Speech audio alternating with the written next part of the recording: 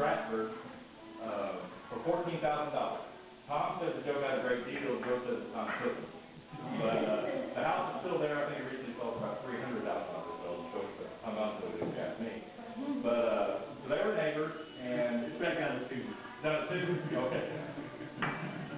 So Tom was lobbying Joe to put a Waffle House in Avondale because this was one of the main streets going in and out of Atlanta, and he thought it would be a great place.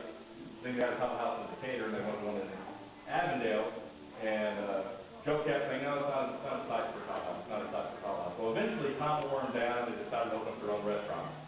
So Tom's brother owned this building. They leased it for $150 a month. Spent about $6,000 on the equipment and set up nice things they couldn't pay off the debt. But so they opened up 13 to 14 seats depending on who you ask. We have the blueprints that show 13, but there's a discrepancy on that. But they opened up with the counter seats only. Eventually they opened up some booths over there. But one of the big things you can take away is if you've been to Waffle House recently, not much has changed on this side of the store. We had a char grill back then with steaks and hamburgers. Now we have a flat top. Didn't have fountain drinks back then. Had a drink box with the Coke in the bottle. Had ice on top. We'll tell you this now. If you ordered ice with your Coke back then, you can scoop some ice from here. We don't do that today. But, we try. The other thing you'll notice is the pricing. It's a little bit more now. We've had to go up on the prices a little bit. You can take those menus to your local restaurant and try to get those prices, but I'm going to wish you good luck on that one. From the beginning, we served Coke. We had a bacon wrapped filet mignon on the menu. Eventually, we had a T-bone. One night, they ran out of fillets, and the cook went down to the store and bought some T-bones to cook up because they were out of steak.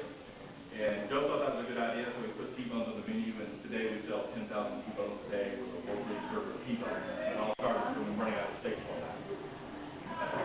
Some other interesting tidbits. Today, the dish machines here, they had it in the middle room back in the 50s for health codes, and that forced them to have two waitresses out here. They wanted to serve with one waitress and one cook. They had to have two back here serving everybody. So all the, I was talking about the Waffle House, all the systems and stuff from the Waffle House Joe kind of borrowed to start Waffle House. So today a lot of the cooking systems, our omelets, the way we do those, the way we do hash browns, all came from the Waffle House system, which is learned the short order business there. So we kind of continue that tradition on today in the Waffle House. In the middle room was the dish pit, and also in the 60s we had a fryer because we were one of the first franchisees for Chick-fil-A. Had a Chick-fil-A sandwich on the menu. They tell me it was very popular. They actually probably ate more than they sold. So they kind of took that off the menu later. But when Chick-fil-A started opening up their own restaurant. Front of the house, really not much has changed. We'll be going to the back, and that's where most of the changes happen. But do you have any questions about anything Waffle House up to here? Go for it. You want to do the name for me? Go on, you do. Go on. It's all important. No, it is all. It's all set pieces, yeah. We have the food down the street. Yeah, it's right in the store. So do they always have the fresh orange juice in that part of the set? Yeah, back then the East Flat was hand sport. Not much, has it? That's a good thing. But it ain't broke, don't fix it.